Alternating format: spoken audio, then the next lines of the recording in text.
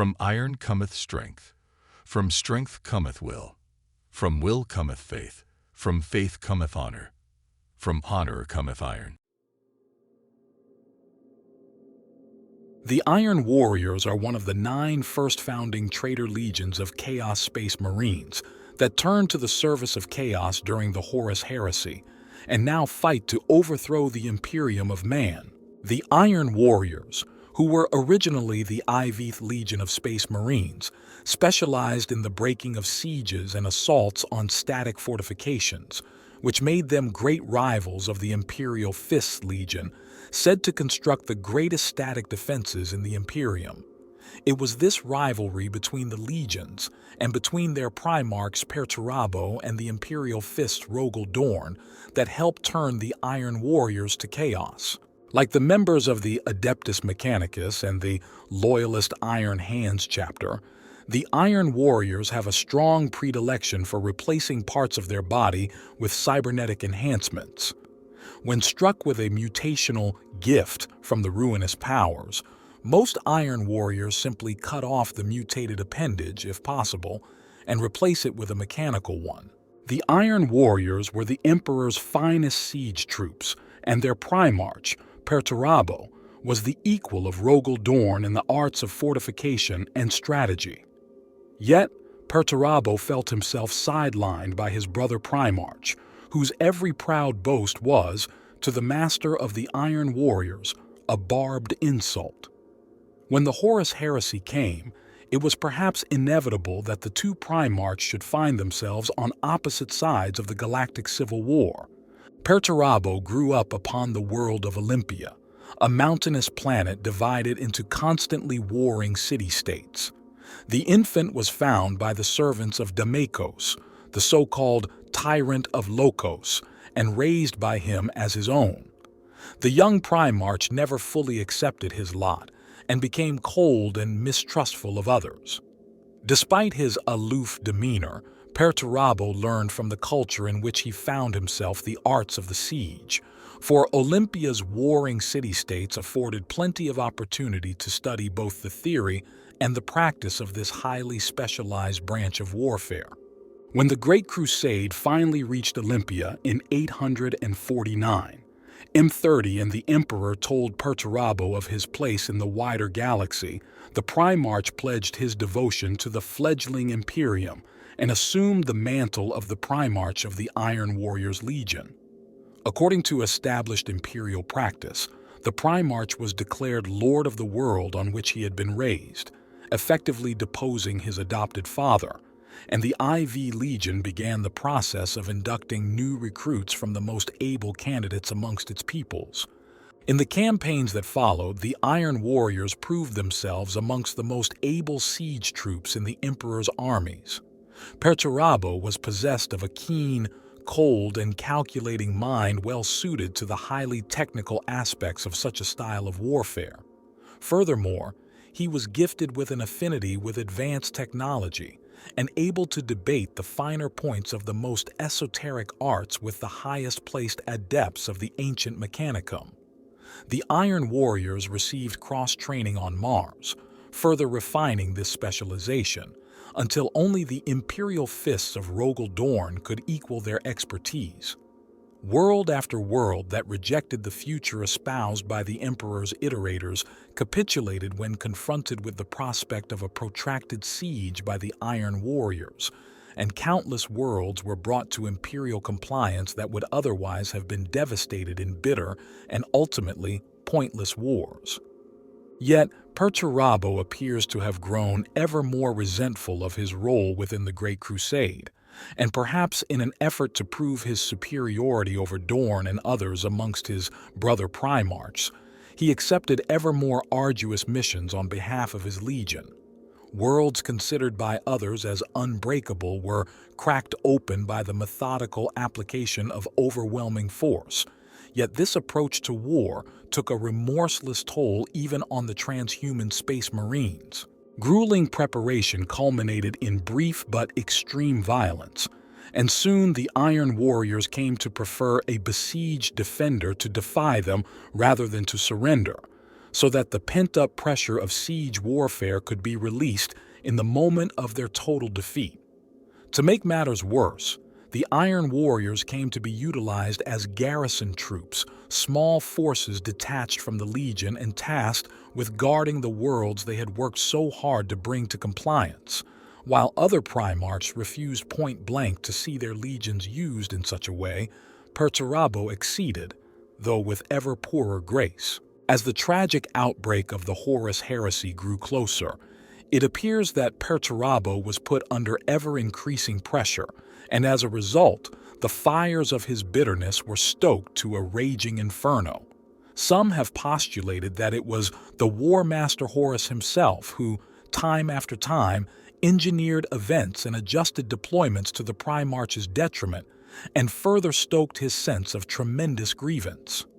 Whatever the truth, events came to a head when, following the death of the tyrant of Lokos, the people of Olympia rebelled against the rule of the Iron Warriors. Perturabo's anger was finally unleashed, and upon his return to his homeworld, the Primarch enacted such fearsome vengeance that countless innocents were slaughtered and entire cities burned. In the aftermath of his vengeance, Perturabo knew utter despair, barely able to comprehend the crimes he had committed in his rage. But before he could set about righting his terrible deed, word came of the War Master's virus bombing of Istvan III, and the Iron Warriors were ordered to confront the rebels and bring them to justice. History records little of the machinations Horus must surely have enacted in order to turn the bitter Perturabo to the cause of the traitors, but whatever the truth, the Iron Warriors turned upon their brothers at the Dropsite massacre on Istvan V, and in so doing sealed their damnation for all time. At last, freed of the constraints that had bound him, Perturabo gave free rein to his most destructive urges, laying waste to world after world in the War Master's service. While one part of the IV Legion turned Olympia and its surrounding star systems into an empire of iron, another lent its expertise to the Siege of Terra, and at last the gene sons of Perturabo could test themselves against those of Rogel Dorn. It cannot be known whether Dorn's masterfully constructed defenses would have proved the undoing of the Iron Warriors, for the War Master was slain before the matter could be fully determined. Those Iron Warriors that had taken part in the Siege of Terra fled to the Eye of Terror with the remainder of the traitors, while those that had established their own empire around Olympia prepared themselves for the inevitable assault by the loyalist legions in what became known as the campaigns of the Great Scouring.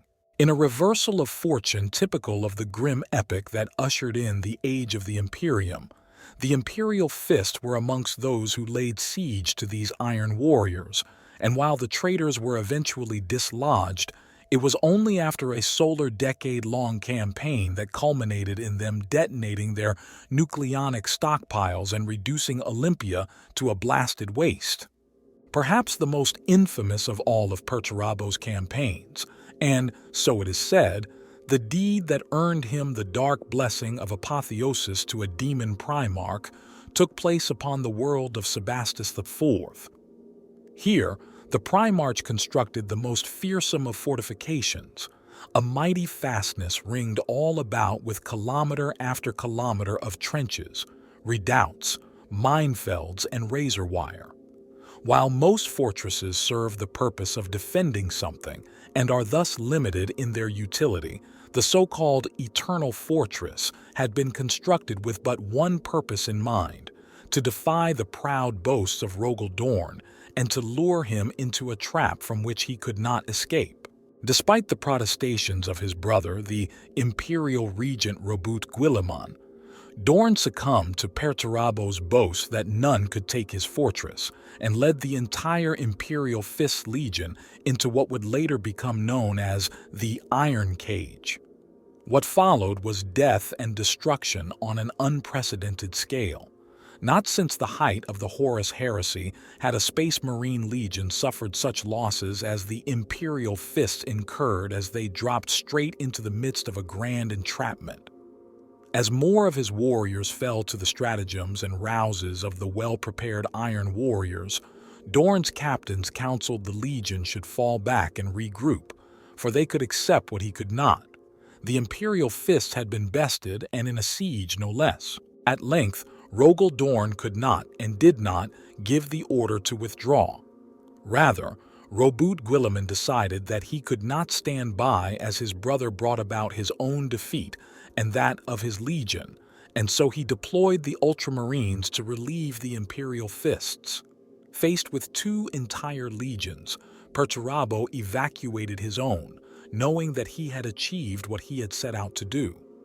By the end of the battle, the Imperial fists had lost an incredible 400 battle brothers, with many more wounded. Perturabo offered up the precious, uncorrupted gene seed his legion had taken from the Imperial fists to the Chaos Gods for the use of the traitor legions, and Apotheosis was his reward. In the 41st millennium, the Iron Warriors remain a constant thorn in the side of the Emperor's realm. From their demon world of Medrengard in the Eye of Terror, Iron Warriors' war bands under the command of various Warsmiths often strike out in search of new spoils and technology to enhance their own capabilities. The Iron Warriors work closely with the heretics of the Dark Mechanicum and have proven capable of unleashing fiendishly potent new demon engines upon the servants of the Imperium.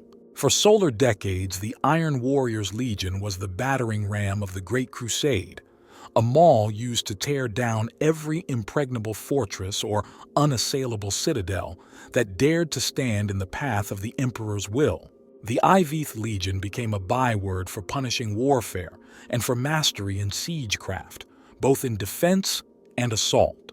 Its Primarch Perturabo was likewise known as a ruthless and effective warlord, a master strategist whose razor-edged mind could fathom the hidden weakness in any foe and exploit it with savage and decisive action, a general to whom defeat was anathema and victory worth any price paid in blood to gain it.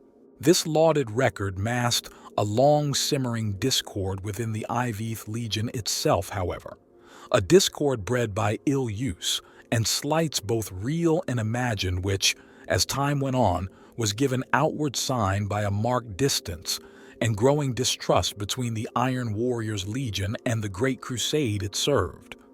A growing bitterness festered in the hearts of its increasingly paranoid and withdrawn Primarch. When the treachery of Horus was revealed at Istvan III, the Iron Warriors were already a legion in crisis, scattered over the stars, divided between 100 different deployments and still reeling from a brutal act of savage suppression carried out against their own homeworld of Olympia. But they answered the call to punish the traitor without hesitation.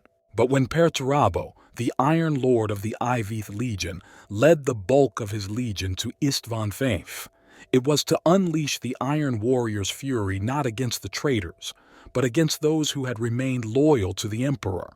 The poison that had long festered within the Legion's soul had at last borne its bitter fruit, and in the dark years that followed, billions would suffer for it. Founded as its brother Space Marine legions were on Terra during the closing stages of the Unification Wars which presaged the Emperor's Great Crusade in the middle centuries of the 30th millennium, considerable surface-level detail on the origins of the Iydris Legion remains. Its first muster grounds are noted to have been founded atop the wreckage of a recidivist fortress on the Oro Plateau of Sek Amrak. The warlike gun tribes, bloodgrieves, and tech enclaves in the surrounding area provided the Legion with much of its earliest waves of recruits, as the recalcitrant region was brought fully into the fold of Terran unification, rapidly becoming one of the most stalwart of loyalist domains. Documentary evidence attests that the Iydris Legion's gene seed showed an above-average adaptability, and rates of implant rejection were notably low, particularly in comparison with difficulties in large-scale implantation encountered with other progenoid types, which would not be eliminated until the acquisition of the Selenar gene labs of Luna. This advantage meant that the IVF Legion's fighting strength was built rapidly, expanding to several fully battle-ready battalions in size, while some of the other nascent legions were still yet unable to field more than an active century. This in turn meant that the IVeth Legion was very swiftly put to active service alongside the Ist Legion, Dark Angels, and Vieth Legion, White Scars. The Iveth Legion fought first on Terra in the destruction of the final resisting elements there, and then throughout the pacification of the Sol system. Testament to this fact can be found in surviving frescoes in the Imperial Palace, according them with the battle honors of the Sido-Tyre Orbital, the Zydex Archipelago, Ice Station Echo, and Mer Yasht. The lattermost of these names, Mer Yasht, is perhaps the most noteworthy as it was the key battle of the punishing Venusian campaign, and its citation accords, the serried ranks and proud steel banners of the Iveth Legion, as going forth and into battle under the direct command of the Emperor himself to break the back of the deadly litho-golem armies of the Venusian war witches. It appears that the Iveth Legion's early successes were accordingly rewarded with primary resupply of newer classes of weapons and war machines as they were made available from the Emperor's alliance with Mars, as well as a noteworthy short-term increased intake of Terran recruits originally intended for the Aethered Legion, Emperor's Children, swelling its numbers further to replace ongoing losses accrued in battle. The difficulties caused by the catastrophic near loss of the Aethered Legion's gene seed to suspected sabotage and a viral blight are dealt with elsewhere in Imperial historical records. It was by this gene seed adaptability and proven success in battle that the Iveth Legion became one of the most numerous of the Legiones Astartes during the earliest years of the Great Crusade, enabling its forces to successfully split between several substantial early expeditionary fleets. Most notable of these was the 8th Expeditionary Fleet, in which it formed the key and leading elements. This force conquered or reclaimed 29 coreward system clusters and annihilated several interstellar Xenos realms in a protracted 11 standard year campaign which played a key part in the establishment of the Imperium's control of the Segmentum Solar. All were achievements for which it was recognized and commended by the Emperor in turn.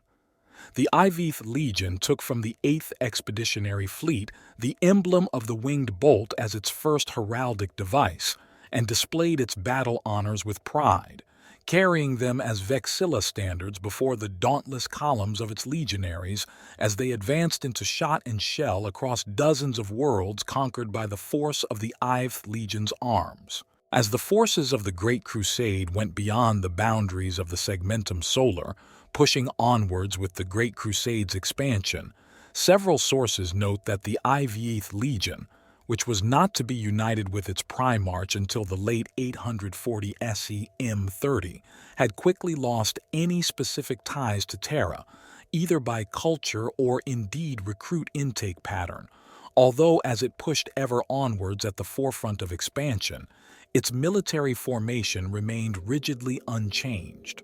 The Iveth Legion's adherence to the organizational structures, fighting methods, and panoply laid out as a pattern for the Legiones Astartes at the very beginning of the Great Crusade remained consistent, with no fresh stamp of a new culture brought by interaction with a Primarch for many Terran years. As a result, its methods of warfare too went largely unaltered regardless of circumstances or enemy, and the Legion was wont to overcome any obstacles or difficulties they faced with relentless and meticulously applied force of arms alone, rather than cunning stratagem or bloody-handed heroics. These combined factors set them out as being increasingly different from many of their brother legions, as by this period of the Great Crusade, most Space Marine legions were now divergent from the basic Terran pattern set as the template during their first muster, regardless of whether or not they had been united with their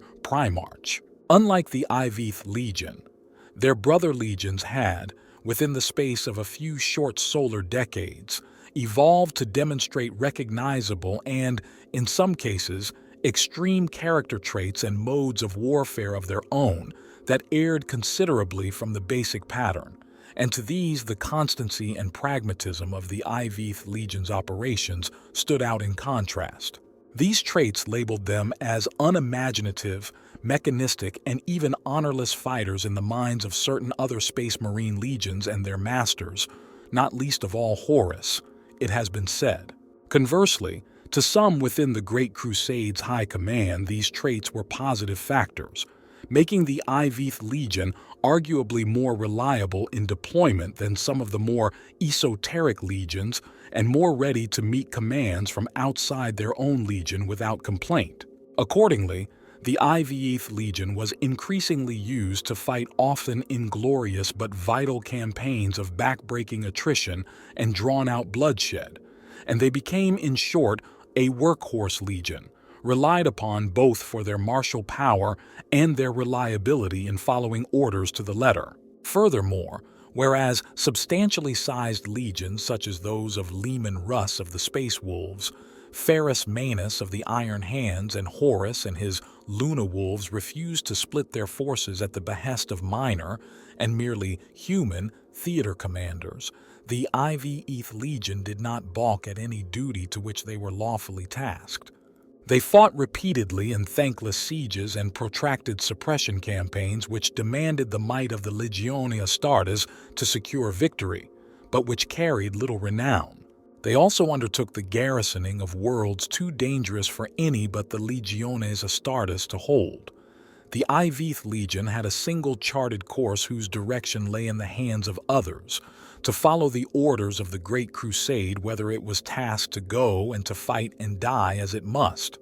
From war zone to war zone, the Iveth Legion went without respite or fanfare, taking bleak pride in its largely thankless work. So the Legion subtly began at last to change, just as its formerly great strength in numbers was bled through attrition, and its brother legions outpaced it in glory. With the benefit of hindsight, it is perhaps possible to see that it was during these times, even before they were united with their Primarch, that a subtle wedge had been driven between the Iveth Legion and its brother legions, creating a fracture that would only worsen in time. The Iveth Legion from their earliest days operated with determined and disciplined force, as solid and unyielding as the metal that they would later take as part of their name. They were known to be among the more technologically able and proficient legions by inclination, although were overshadowed in this somewhat by the Xth Legion, the Iron Hands, during the Great Crusade's early years, and preferred to strike always from a position of overwhelming superiority where able, bringing maximum force directly to bear on a foe. As its role developed as a mainline fighting force, often shouldering the brunt of extended combat operations, the Iveth Legion put increasingly great store by the formulation of pre-battle strategy in detail and the use of massive, focused bombardment as a precursor to attack, the calculation of fields of fire, the use of high-intensity shelling, and the deployment of heavy armor and mechanized forces to spearhead attacks became the Iveth Legion's stock in trade. In order to serve this bias, the Iveth Legion also amassed the largest dedicated artillery train of perhaps any legion in the Great Crusade's history. But while these tactics spoke of a cerebral, pragmatic, and calculated approach to warfare, it was equally true of the legion that once the battle had commenced, they would not relent from their attack for anything save direct order from the highest level to withdraw, even if suffering sudden reversals of fortune or unexpectedly high, even staggering, casualties. This bitter stubbornness grew over time within the Iveth Legion and became a point almost of pride with them. They refused to fail, regardless of the cost in lives, and were determined to claw victory against any odds by sheer dint of discipline and firepower. As the Legion's victories, often unsung, were many, so was their price high. This seeming paradox of pronounced reliance on rationality and intellect set against infrequent but telling episodes of bloody-minded stubbornness in the Legion's behavior was never more apparent than during the liberation of the war-torn Forge world of Enkaladion in a grueling campaign lasting between 842–843 M30. Although victory was at last achieved, the war would see the near annihilation of the 8th Expeditionary Fleet's frontline forces in what was arguably a needlessly costly fashion. In the aftermath, several critical voices in the imperial court and among the Primarchs opined that defeat had been deliberately courted by the Iveth Legion in order to prove that they alone could do what was asked of them, no matter the odds. During this battle, the Legion refused to withdraw from the field after an initial assault unraveled spectacularly in the face of unprecedented and unexpected enemy counterattack. They fought on regardless, adhering to a battle plan already in tatters. Nearly 29,000 of their number fell in the single engagement before enemy forces were worn down by bloody attrition, including many of the Legion's most veteran units, making the battle one of the most costly of its age for the Imperium. What remained of the Iveth Legion after Enkaladion was a legion no longer in favor and without a Primarch yet to speak of. By the end of that decade, it is perhaps accurate to say that the Iveth Legion's star had waned greatly as others rose. Enkaladion had cast a pall over the Iveth Legion's early successes and seen many of their most senior commanders slain, as well as the wholesale slaughter of over 2 million mortal Imperial Army soldiers under their command. While once the Iveth Legion had been amongst the most numerous of the Space Marine legions, constant warfare and attrition had eroded their numbers, not dangerously to their existence, as the Iveth Legion's gene seed continued to prove to be of the highest quality as far as ease of implantation went, but at least to the point where several others had since eclipsed them in size and range, while certain other legions, most notably the Luna Wolves and Dark Angels, outshone them in the glory and in the majesty of their conquests. It was to this Iveth Legion, damaged, disabused, and without a clear direction of its own, that their Primarch finally came. When the 20 infant Primarchs were scattered across the galaxy from Terra, still in their gestation pods by the power of the Chaos Gods, the young child who would become known as Perturabo was discovered on the world of Olympia, a mountainous planet divided into constantly warring human city-states. The infant was found by the servants of Damokos, the so-called Tyrant of Lokos, while climbing the sheer cliffs below the city-state of Lokos. The city guard brought the child before the tyrant. Intrigued by this odd boy who showed such skill and talent for an unknown orphan, Damokos adopted him into his family and raised him as his own. Perturabo never trusted the Olympians, and although Damokos took time and trouble to win the trust and affection of the boy, Perturabo never responded to his foster father with any warmth. Many saw him as a cold youth, dark and melancholy, but with a mind as sharp as a razor. Despite his aloof demeanor, Perturabo learned from the culture in which he found himself the arts of the siege, for Olympia's warring city-states afforded plenty of opportunity to study both the theory and the practice of this branch of warfare. Such evidence that remains of the recovery of Perturabo and his installation in the forces of the Great Crusade indicates that the process occurred swiftly and with immediate acceptance on Perturabo's part, in marked contrast to several other Primarchs.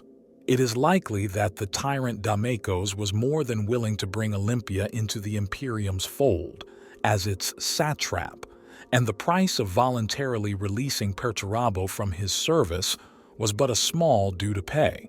Perturabo, for his part, it is believed, had already reasoned out his true nature, at least in abstract, as an artificial post-human being, and indeed expected his creator to one day be revealed to him, even though the particulars no doubt remained a mystery until the Emperor himself appeared in orbit with his fleet in 849. M30. It was remarked upon at the time of his early reception in a number of sources, just what a ravenous mind the newfound Primarch possessed. While all of the Emperor's post-human sons displayed an intellect and capacity to absorb and adapt to new knowledge that surpassed that of an unmodified human, Perturabo's capacity for learning was truly incredible, and it swiftly came to be said that of all of the Emperor's sons, he was the most gifted in terms of raw scientific and technical intelligence. Much of this sagacity was turned inwards, however, and Perturabo was from the outset a distant, calculating mastermind who cared little for the society of others, nor readily deigned to explain his actions or intentions to those around him, even to his fellow Primarchs upon meeting them, who he was cold and guarded against to the point of bristling indifference. To the Emperor, such personality, foibles mattered little, and in Perturabo, he found a new weapon for the arsenal of the Great Crusade, a warlord and general whose savage might was only eclipsed by his razor-keen intellect. To Perturabo, each battle and each campaign was no more than a problem to be objectified, deconstructed, and overcome, and it would not be long before the first of mankind's foes would feel the terrible power of this murderous mind at work. After a brief period in the Emperor's company, fighting alongside him and consuming knowledge of the Great Crusade, its history, war machinery, and operations, Perturabo was handed the command of the Iydris Legion, which bore his gene seed, and the transition of authority to him was swift and absolute. At the time, around 35,000 Astartes of the Iydris Legion had been mustered to create his independent command, with perhaps half that number again scattered across the conquered domains of the Imperium in smaller independent garrisons and detachments bound to their watches and their duties. Having instituted a full review of the Iydris Legion's war record, doctrines and practices, and having compared those with the other legions, Perturabo found his sons wanting and acted accordingly. His punishment was decimation. For the legion's failing, all would suffer, as all were guilty. As the Edict of Decimation would state, war is unequivocal, uncaring, unforgiving, and blind. Blind also will be the selection of those who will pay the blood price for the greater failure of your record. 1 in 10 of the legion, determined by lottery, was put to death without honor, a deed carried out by each legionary's own comrades with their bare hands. At this bloody edict, some within the imperial court protested, believing that the emperor had given absolute power of a space marine legion to a madman, while others, more guarded in their criticism, opined only that command had been given too soon to the Primarch, unused as he was to the ways of the Imperium.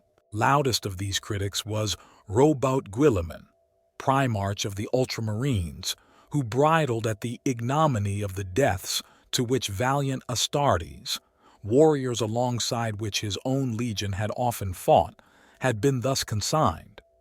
It was a spur of discord between the two Primarchs that, though later eclipsed by other rancors and feuds among the Emperor's sons, would be one that neither would ever forget. All such criticism the Emperor silenced. To those who survived the Iydris Legion's self-decimation, the lesson was plain. Such was to be the rule of Perturabo, ruthless and unforgiving, and without favor or preference. Death would be the price of failure in Perturabo's service, and war was to him a binary equation. Their sin was not that they had failed in the Great Crusade service, for by no measure had this been the case, but instead that they had not reached their full potential. It was not enough for Perturabo that they were merely superior. Their fault lay in that among the legions they were not already supreme. Perturabo demanded that his legion would be a peerless engine of war, and he immediately set about fashioning it into the weapon he desired it to be. A weapon whose edge he would first test against the rest of the Meratara cluster, at whose edge the Olympia Majoris star system sat. The first major engagement of the Iydris Legion under the direct command of their Primarch was the attack against a foe who would sorely test the Legion's mettle and open the campaign to bring the Meratara cluster into Imperial compliance. Taking his newly constituted expeditionary fleet, Perturabo drove straight for the heart of the cluster and the hostile power he knew resided there. On Olympia, the enemy Perturabo sought had been little more than legend, but the last time their shadow had fallen on that world, their coming had led to the slaughter and enslavement of tens of thousands before their demanded tribute was paid. They were the self-styled Black Judges, self-appointed arbiters of human purity, life, and death. Twisted and withered creatures that had once been human in ages past, they had extended their lifespans into Terran millennia with the help of technology as ancient as it was dark. Now, their shriveled and time-ravaged forms were encased in mechanized war machines controlled by cybernetic implants. In order to continue to live, they required regular infusions of fresh human genetic material acquired by an agonizingly fatal extraction process, and from their base upon a barren, ravine-hollowed moon known as the Rock of Judgment, they held sway over a dozen nearby human-inhabited worlds through terror, offering a devil's bargain of protection from Xenos assault in return for a regular tribute of the young and healthy. The Iydris Legion, reeling from its punishment at its new master's hands, was shamed into a desperate desire to prove itself to its Primarch, and it was to be the Black Judges that were to suffer its pent-up hatred and wrath. The orbital assault on the Rock of Judgment was a direct and brutal affair. Well defended by defense laser batteries and swarms of drone fighter craft and the Black Judges' own warp-capable battleships, it had withstood marauders and vengeful enemies for millennia, but against the fury of the Iydris Legion, it could not prevail. Smashing through the blockade line of warships heedless of the losses they incurred, with a score of Legion strike cruisers and a dozen battle barges burned from stem to stern, the Legion grappled their foe at close quarters, launching crippling boarding actions and barrages of Melta warhead torpedoes at point-blank range. With the line broken, the Iydris Legion fleet pushed through, using the armored prows of their largest capital ships and the bulwark void shields of siege frigates to weather the storm of ground fire and force a landing.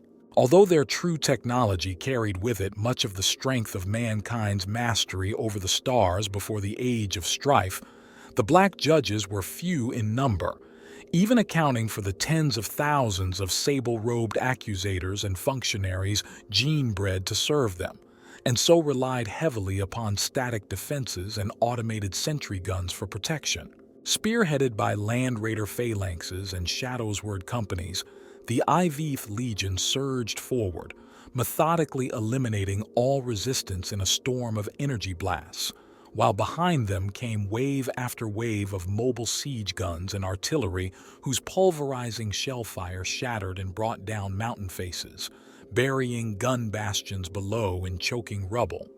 Such was the apocalyptic firepower of this rolling advance that it obliterated the Black Judges' vaunted defenses meter by meter, erasing them from existence. It was when the Space Marines smashed their way into the lightless inner sanctums of the Night Courts at the heart of the towering citadels of obsidian that the bitterest fighting took place. Swept by batteries of lethal neutron rays and assailed by suicidal mobs of accusators armed with powered chain hammers able to split even Legiones Astartes battleplate, the casualties mounted, but the Iydris Legion did not falter. Once the fanatics had been slaughtered, the leading elements of the assault wave forced their way bloodily on through abyssal chambers of nightmarish surgical theaters and abhorrent instruments of the justice these debased oppressors enacted, to their final confrontation with the Black Judges themselves. Sustained by their dark sciences, each of the Black Judges' armored life support frames were all but impervious to bolter fire, while their razor scourges and ray cannon made each the equal of a Legiones Astartes dreadnought in firepower, and there were hundreds of them. Against these mechanoid killers, the warriors of the Iydris Legion would not give ground, although the legionaries themselves fell in droves, cut into bloody hunks of meat or incinerated in the molten coffins of their power armor. The darkness soon became a storm of muzzle flash and thunder, pierced by the screams of the dying and the high-pitched screeching of diseased minds that had lived far beyond human sanity for centuries. As the battle raged on, the legionaries took to using mounds of their own dead as cover from the sweeping hellish directed energy rays, and rallied again and again to charge the blackly glittering judgment engines, suffering the Black Judges' murderous fury to plant crack grenades or discharge point-blank melt-a-blast to bring their enemies down. For an age, the battle hovered on a knife edge. In the confines of the vaults and corridors, the Black Judges had the advantage, and for every one of them that fell, a dozen or more Astartes also fell to pay the price. It was then that Perturabo struck. Having observed the unfolding battle, his superhuman intellect had discerned patterns and vulnerability amid the chaos and din of war, and had calculated the precise point at which to attack to the greatest effect. The Primarch himself struck the ranks of the Black Judges like a thunderbolt, throwing them into disarray. Like a vengeful god, he plowed into the heart of them, blasting and burning them, ripping their machine frames apart and tearing out the withered bodies from within with his own gauntleted hands. As the Black Judges reeled in shock and sought to realign their counterattack against this new and terrible threat, the gears of Perturabo's plan turned, and the elite heavy weapons support units of the Iydris Legion, already known by the informal title of Havocs, advanced in precisely coordinated attack patterns that predicted their foes' response with preternatural accuracy. Isolating and blindsiding the Black Judges, the Havocs advanced implacably and ended their baleful rule, pronouncing sentence of their own with crossfire storms of autocannon shells and plasma bolts. By Perturabo's design, the enemy was crushed without mercy, and their domains were stripped of every valuable resource and technology. Wreckage and weapons flowed to Olympia, and the Black Judges' long-guarded secrets fell also to the newly renamed Iron Warriors and their master, who shared them with the Mechanicum in return for their aid. With the world stripped of its resources, the orbital shipyards of the Rock of Judgment, themselves relics of the lost human age of interstellar conquest, were finally set in orbit afresh around Olympia and set to work fashioning a new generation of warships under Perturabo's seal. After Perturabo overthrew the vaunted Black Judges and claimed their once-held domain for the Imperium, he purged the Xenos Ectosaurids of Veraconia and subjugated the renegade knight fiefdom of Lixos, completing his conquest of the cluster. In this last conflict, Perturabo's legion ended by force a schism that had lasted for millennia back into the Age of Strife between the fragmented empire and its former masters in the Mechanicum, winning the legion much favor with the Lords of Mars. This period was for the Iydris Legion a winnowing, a time of trials and testing at their Primarch's hand. With calculated forethought and savage experiment, Perturabo remade the Legion to his own image, an image not echoing the Olympian or Terran ideal, but one fashioned purely from his own bleak and unflinchingly ruthless psyche. At the end of the Meratara cluster campaign, the Iydris Legion of old was no more, and the Iron Warriors had been forged from blood and fire in their place. By the time Perturabo returned again to Olympia with his renamed force, the machinery of his plans was well into effect. In alliance with the Mechanicum, new orbital shipyards and foundries burned with frenetic activity. Many had been torn from dead orbits around conquered stars, dragged to Olympia, and refitted and expanded to his legion's purpose. The worlds of the Meratara Cluster II now paid their tribute of flesh and blood to the Lord of Iron to feed his legion's hunger for fresh warriors, weapons, and munitions. All was by Perturabo's hand and design. In the crucible of war, the Iron Warriors had undergone its reshaping, with the changes that had occurred seen in many ways to have amplified what was already present in the Iydris Legion rather than changing it beyond recognition. Where once the Legion had been ruthless in its willingness to accept losses in return for victory, now it was utterly driven to the point where such considerations were as beneath it as mortal fear. War had become a deadly equation which the Iron Warriors were supremely suited to solve, a relentlessly unyielding engine of war, a beast of steel and fire which swept worlds clean and devoured whole armies.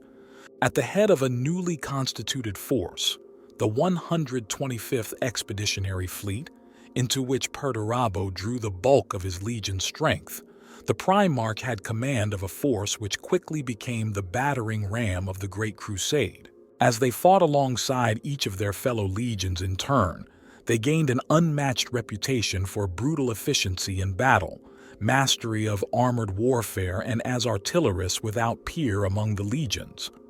It was said of the Iron Warriors that there was no fortress built by the hand of humanity or that of the Xenos they could not smash down, no stronghold they could not storm, and no army they could not drown in its own blood through shot and shell. The wedge that had been hammered between the Iron Warriors and the other Space Marine legions, however, was only driven home further as time passed, and resentment, pride, and paranoia gathered in the hearts of many within the Iydris Legion. By his grim methods and savage example, Perturabo had awoken in his warriors a reflection of his own dark soul, and within them his own suspicions. Malevolent distrust and callous indifference to life grew alongside the ruthless determination, cold intellect, and strength he wished to unlock there. It is then perhaps not unsurprising, given the Iydris Legion's predilection for open battle, its employment in siege assault, the most dangerous and unpredictable of all forms of line warfare, and its willingness at every level from its Primarch downwards to accept attrition as the price of victory, that the Iron Warriors are estimated in many sources to have suffered the highest overall number of casualties over time of any of the legions in the Great Crusade. It is also similarly a testament to them and the cold and cruel genius of their Primarch that such losses were routinely absorbed by the Legion without serious lasting depreciation of the Iron Warrior's strategic fighting power, and that high casualties rarely resulted in defeat for the Iydris Legion. However, despite their genetically enhanced resilience to mental trauma and psycho-indoctrination, it is believed that such a continuous exposure to loss and destruction worked a slow and bitter corrosion on the Legion's psyche. Perturabo and his Legion sought no friends or allies amongst those they served with, save perhaps the agents of the Mechanicum who aided them in the pursuit of ever more powerful and efficient means of waging war. In their fellow legions they saw weaknesses bred by self-deceit, lack of discipline, false mysticism, and vanity, and they also saw insults and slights by them, both real and imagined. Even many factions of the Mechanicum, to whom Perturabo's technological intellect was a wonder, did not trust him or his legion fully, dangerously self-sufficient and adept as they were, and ignorant of the doctrines of the Omnisia's faith. To the forces of the Exertus Imperialis, the hosts of the imperial army and its auxiliaries, the Iron Warrior's repute was a dark one indeed. More than any other legion, the Iron Warriors were seen as not only willing to use the lives of merely human auxiliaries as a strategic resource, but as deliberate expenditure, as cannon fodder to deplete an enemy's firepower, in sacrificial waves by the thousand to bring out a foe from their defenses, or simply to gauge an enemy's strengths by observing how fast they could annihilate them. Such repeated incidents only served to further taint the hated epithet the corpse grinders among the common soldiers of the Great Crusade. Open mutiny, put down with predictably thorough slaughter, grew increasingly frequent in war zones where Exertus Auxilia, were under the Iron Warriors' command until, by the War Master Horus's edict, a standing order was effected to ensure that the bulk of such troops given to the Iron Warriors' command were to be either indentured criminals or enslaved non-compliants to ameliorate the corrosive effect on wider morale. By the last solar decades of the Great Crusade, rivalries as well as often mutual simmering disdain, such as the antipathy between the Iron Warriors and Ravengard Legion brought on by friction during the Isunder War, and an increasingly bitter rivalry between the Iron Warriors and the Imperial Fists, characterized the Iron Warriors' relationship with its fellow legions. Indeed, even where the Iron Warriors and their Primarch fought successfully alongside their fellow legions, such as in the critical war against Mashog, their part was often treated with indifference or guarded disdain by the Iveth Legion's contemporaries. In this latter incident, for example, although before Perturabo and the Iron Warriors' arrival in the war zone, Overdog Mashog's vast orbital fortifications had previously repulsed attack after attack from both the Space Wolves and the White Scars legions. Perturabo, whose plan succeeded at last in breaking the line and allowing for the Orcs' slaughter, is recorded in the contemporary chronicles of his brother legions only as a nameless comrade in arms.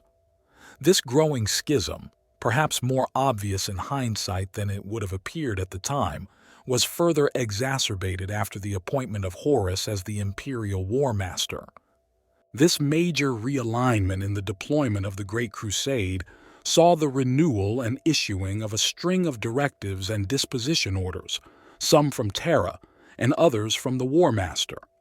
These orders continued to bleed the Iron Warriors Legion and scatter a good part of its strength across a myriad of splinter expeditionary fleets, thankless sieges and garrison postings in the most dangerous, forlorn, and isolated corners of the ever-widening Imperium. Meanwhile, Perturabo's own 125th Expeditionary Fleet was driven into the teeth of deadly foe after deadly foe, neither asking for nor being sent reinforcements or additional resources, save for those it could itself generate and acquire. Perturabo, bitter but iron in his word, complied. Such events in retrospect only served to foment and amplify the resentment and discord within the Iveth Legion and split it from the Imperium it served, and increasingly to derange its warriors in the face of some of the worst horrors the Great Crusade would ever face. Indeed, such may have very well been Horus's plan. As the Great Crusade moved forward, many Iron Warrior citadels were established on liberated worlds, guaranteeing a safe line of communications and an imperial occupational force for the planet. Small units of Iron Warriors were garrisoned in these new fortifications, sometimes in ridiculously small numbers.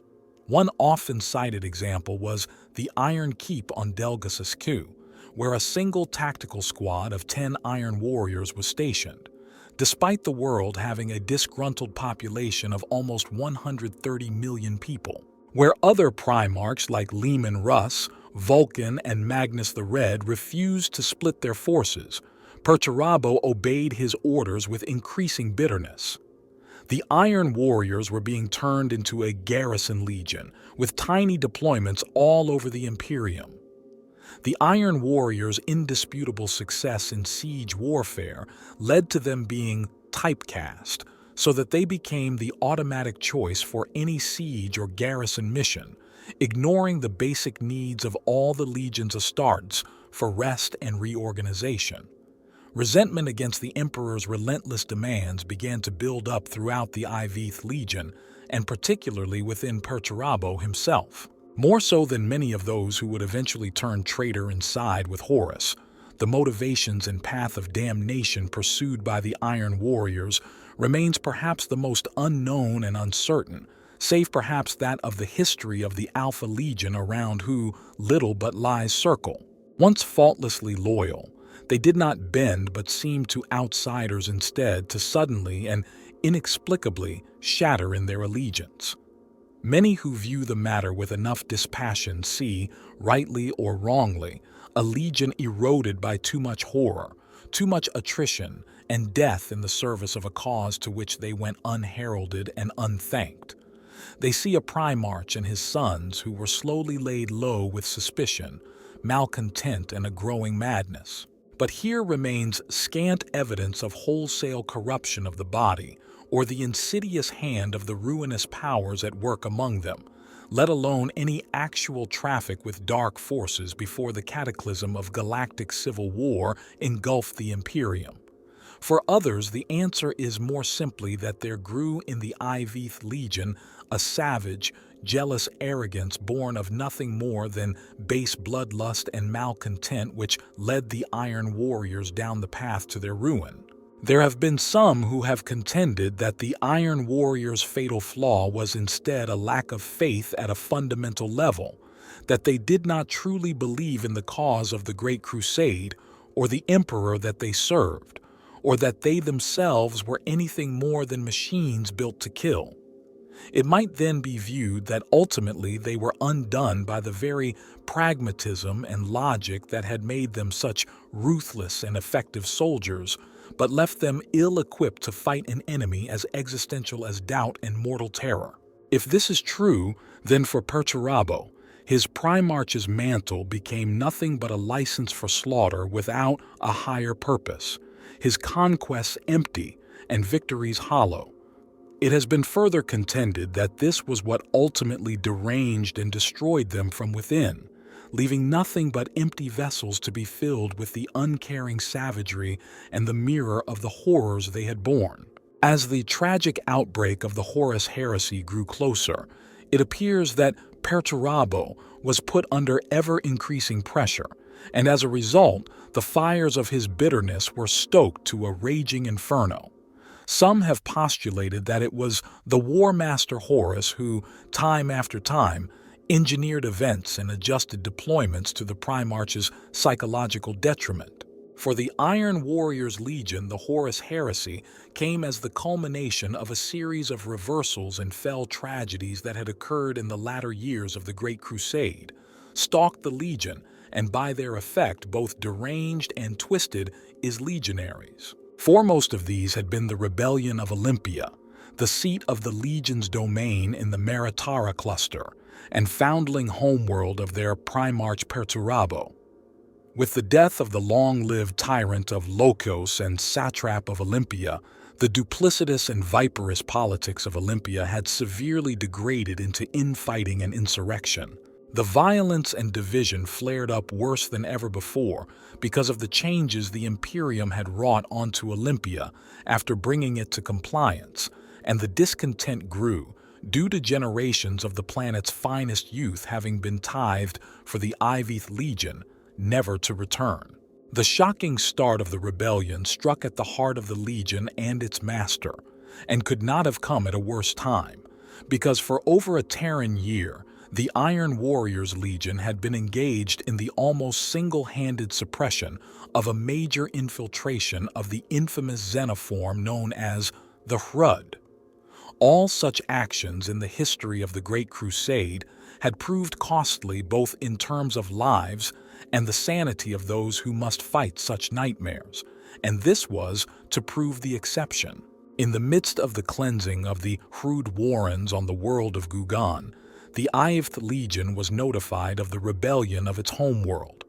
It was Horus himself who broke the news to Perturabo that his homeworld of Olympia was in rebellion against the Imperium. Damekos had died, and the population had taken up arms against the Imperium following years of relentless anti-imperial propaganda by the dead tyrant. Perturabo was by this time tired of repeatedly having to prove his worth, and the thought of being the Primarch of the only Space Marine Legion unable to hold its own homeworld appalled him. Horus bade Perturabo to return to his place of discovery and presented him with the Power Hammer Forgebreaker, which is believed by some Imperial scholars to have acted as a conduit through which the ruinous powers could manipulate the Iron Warriors Primarch. Perturabo's long-repressed anger was finally unleashed, and upon his return to his homeworld, the Primarch enacted such fearsome vengeance that countless innocents were slaughtered and entire cities burned. Perturabo and the Iron Warriors brutally suppressed the rebellion on the streets of the city-states of Olympia. No one was spared. It was the principle of surrender or no quarter, and the Iron Warriors had grown accustomed to granting no quarter. Perturabo watched as the Olympian fortifications in which he had once taken such pride were overcome. By the time the massacre was over, Olympia had been culled into slavery. 5 million civilians had been killed in the process. As the pyres burned through the long Olympian night, the Iron Warriors slowly realized the extent of what they had done. One moment they were humanity's heroes assaulting the hideous alien Hrud, and the next they were committing genocide against their own people. In the aftermath of his vengeance, Perturabo knew utter despair, barely able to comprehend the crimes he had committed in his rage. He knew that the Emperor could never forgive him for his deeds. In the wake of this tragedy, the Iydris Legion retreated further into a private world of stark violence and bitter paranoia. Its brutality suppressed the worlds it garrisoned with renewed savagery and unleashed genocidal force upon the first hints of open rebellion, with many of its commanders growing ever more unhinged and isolated from the Imperium they served. But before Perturabo could set about righting his terrible deed, word came of Horus's virus bombing of the traitor legion's remaining loyalists at Istvan III, and the Iron Warriors were ordered by the Emperor to confront the traitors and bring them to justice. The Iron Warriors also received news of the most inconceivable kind. Astartes had slain Astartes. The news would have been shattering under normal circumstances, but when heard amidst the ruins of a world that were thick with the stench and corpses of the dead, it was apocalyptic. Not long after, news arrived that Leman Russ had led his Space Wolves in an attack upon Magnus the Red and his 1,000 sons upon their homeworld of Prospero, for Magnus's continued violation of the imperial edicts of Nicaea, forbidding the use of psychers by the Astartes and the practice of psychic sorcery. Horus had turned traitor to the Emperor along with his own sons of Horus Legion. Angron's World Eaters and Mortarian's Death Guard were also now traitor legions. Fulgrim and the Emperor's children had also declared their allegiance to Horus's cause and chaos, and the renegade Primarch had unsuccessfully tried to turn Ferrus Manus of the Iron Hands to the worship of the ruinous powers. The Iron Warriors were ordered to join the Iron Hands and 5 other loyalist legions in a task force intended to crush the nascent rebellion against imperial rule in the Istvan system. Between their bitter rivalry with the Imperial Fists and the guilt derived from their butchery on Olympia, in retrospect it was no surprise that Perturabo and the Iydris Legion turned traitor to the Imperium.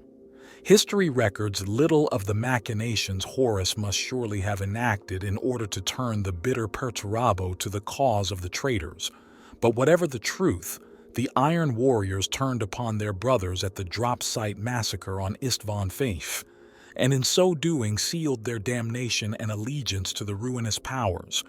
On Istvan Fifth, the Iron Warriors, the Night Lords, the Word-Bearers, and the Alpha Legion were held in reserve, while Ferrus Manus led his own Iron Hands, along with the Raven Guard and the Salamanders, against the traitor positions in the first Loyalist wave. After being heavily engaged with Horus's forces, the surviving Loyalists of the first wave eagerly sought the shelter of the Iron Warriors' trenches and bunkers, only to be mercilessly gunned down by their erstwhile allies. Henceforth, the Iron Warriors have always been known as the Betrayers of Istvan in the wider Imperium. As Horus's rebellion ground on, the Iron Warriors took the time to humble their great enemies, the Imperial Fists, upon the isolated world of Hydra Cordatus that the Sons of Dorn had recently brought into Imperial compliance. The Iron Warriors made planetfall in the wake of a saturation bombardment that reduced the valley where the planet's lone formidable fortress, known as the Cadmean Citadel, was situated, and the Agri settlements filling its fertile deltas to ash. Magma bombs and mass drivers boiled away the rivers and reduced fecund earth to arid dust. The Cadmean Citadel was left untouched, and the small garrison of Imperial Fist's legionaries that Rogel Dorn had left behind still found it difficult to believe that such a precise bombardment was possible. But the Iron Warriors had purposely done this in order to show the Imperial Fists that they were superior to them in every way. The technological cunning of the ancient fortress builders, married to the artfully wrought geography and the courage of the defenders, proceeded to keep the Iron Warriors at bay for almost 3 solar months. Every day the Loyalist warriors stayed alive, kept the enemy from redeploying and bringing their strength to bear elsewhere against the forces of the Imperium. Yet, when the Iron Warriors finally overcame the Citadel's ancient defenses and broke open its walls, they ran amok. They slaughtered the remaining Imperial Fist's legionaries, the heroic men and women of Hydra Cordatus that had chosen to stand with them, and the refugees from the devastated fields below the fortress. 52 Imperial Fists and 13,000 men, women and children were crammed within the Citadel's walls. When the final assault came, the Lord of Iron himself spearheaded the audacious attack upon the Citadel's defenders and slaughtered over 30 Imperial Fist Astartes in a span of only a few minutes. The rest of the Cadmean Citadel's defenders were slaughtered to a man, and the surviving mortal refugees were enslaved by the Iron Warriors before they moved on to their next objective. Hydra Cordatus was reduced to a barren desert world by the Traitor Legion's assault. Following the drop site massacre, the IVth Legion transformed Olympia and its surrounding star systems into a so-called Empire of Iron. On a dozen worlds, an Iron Warrior's Warsmith replaced the loyalist Imperial Planetary Governor, and tithes were paid to the new rulers under the shadow of fortified battlements. Following the massacre on Istvan V, the next major action of the Iron Warriors was the ambush of the Imperial Fists fleet at the Battle of Fall, in which the Imperial Fists fleet that had been becalmed in the warp on the way to the Istvan system was assaulted by the vessels of the Iron Warriors but managed to successfully escape and make its way back to Terra. Following their victory on Hydra Cordatus, word reached Perturabo that Fulgrim and his Emperor's Children Legion wished to rendezvous with him to discuss something of great import. Though the Phoenician had yet to reveal the true purpose of his visit, he had promised Perturabo that it was wondrous. Perturabo knew that his brother had a flair for the melodramatic, which only seemed to have gotten worse since the Apotheosis Legion threw their lot in with the War Master. The Lord of Iron counted none of his fellow Primarchs as close, but the Phoenicians' adherence to perfection in all things had once provided common ground between the two superhuman warriors and allowed them to talk as trusted comrades in arms, if not beloved brothers. What the Emperor's children had sought with constant movement towards the attainment of perfection, the Iron Warriors earned with rigid discipline and methodical planning, two divergent paths to the same ultimate goal. Perturabo believed Fulgrim's visit had something to do with the inevitable campaign to be conducted against Mars.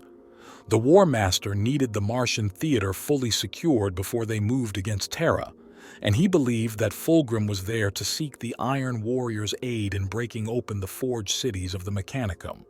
If he was right, Perturabo wanted his legion to have a plan in place to achieve that objective.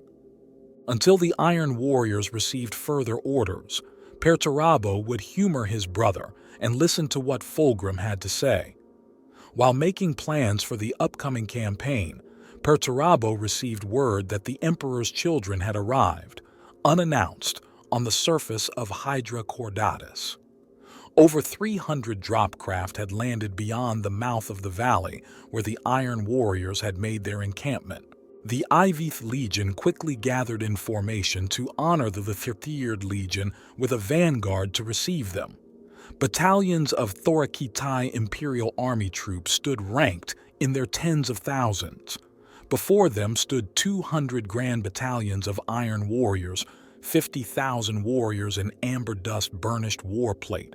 Such a display of might and magnificence had not been seen since the slaughter unleashed upon the black sands of Istvan Foy. Yet Perturabo and his senior officers looked on in awe at the gaudy cavalcade of noise, color, and spectacle that emerged from the Apotheosis Legion's drop site into the valley. Fulgrim and his Emperor's children were now completely unrecognizable from the honorable warriors that had once formed the Apotheosis Legion.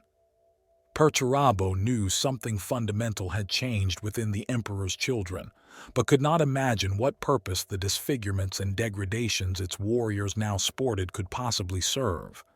Fulgrim met with his brother Primarch in the private inner sanctum of his command bunker with an enticing offer that Perturabo could not refuse. The means to make it so that the Lord of Iron's every desire could be made real and would never disappoint, never fail to live up to his fondest expectations, and never, ever be eclipsed. Fulgrim came with an offer to unite their mutual forces in battle on a glorious quest, one that might tip the balance of the War Master's rebellion. Though Perturabo was suspicious of his brother's intentions, perhaps this joint venture would grant understanding through common cause. Fulgrim revealed his purpose. They were to venture to the warp rift that had plagued Perturabo's dreams all of his life. Within it was hidden an ancient and forbidden Xenos weapon known as the Angel Exterminatus. It had been hidden in the grave of its doom, a weapon of such power that the stars themselves turned upon it rather than allow it to escape its prison. Unknown to both the Emperor's children and the Iron Warriors, they were being pursued by a ragtag group of loyalist Astartes who were survivors of the drop site massacre of Istvan Fife and were determined to stop the traitors at all costs. These loyalist space marines were gathered from survivors that had fought their way out of the killing ground of the Urgal Depression on Istvan V.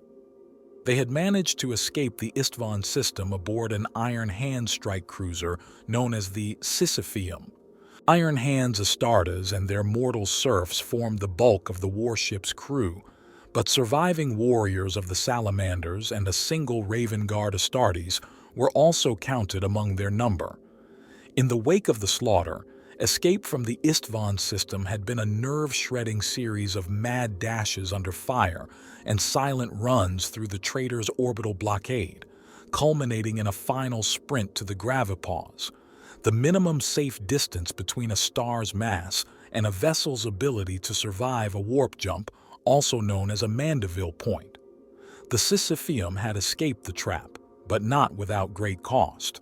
The months that followed saw the Sisypheum embark on a series of hit-and-run attacks on traitor forces on the northern frontiers of the galaxy, wreaking harm like a lone predator swimming in a dark ocean.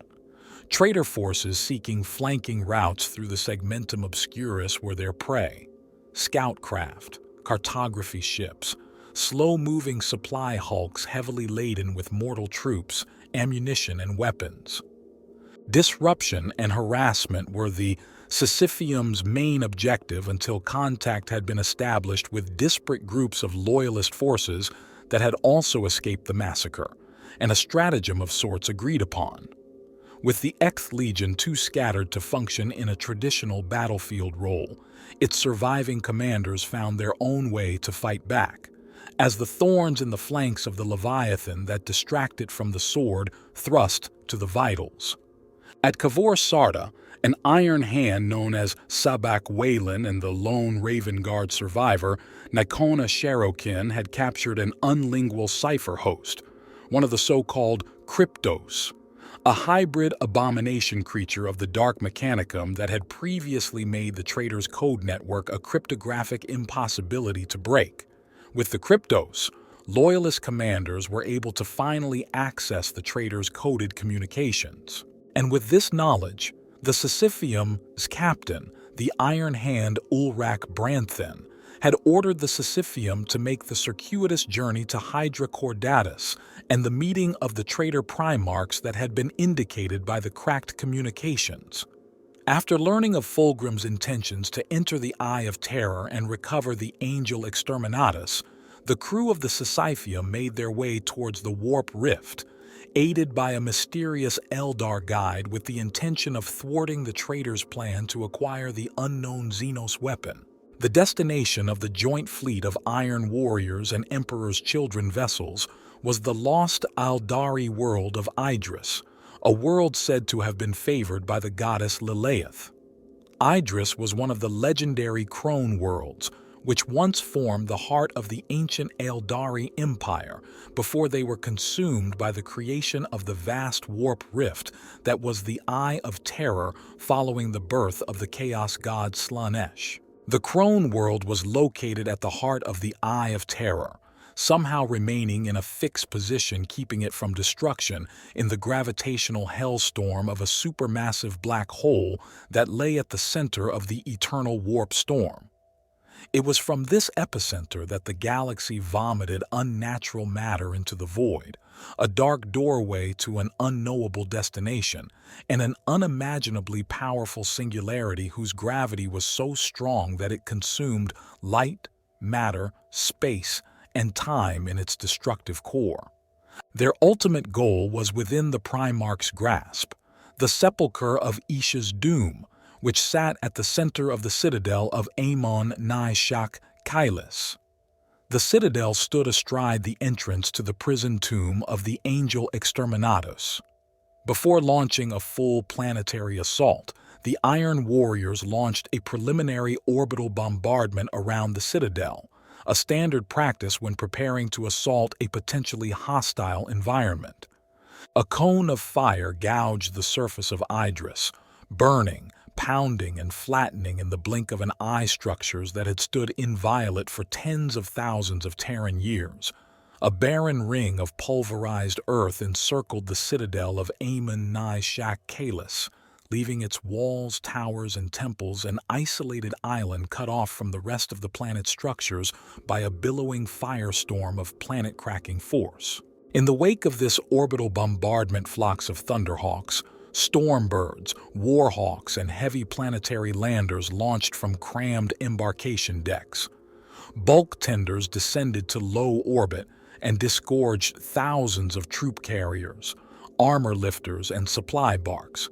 Titanic, gravity-cushioned mass landers moved with majestic slowness as two titans of the Legio Mortis took to the field, and this was but the first wave of the invasion. Another 8 would follow before the martial power of 2 entire Space Marine legions and their auxiliary Imperial Army forces had made planetfall.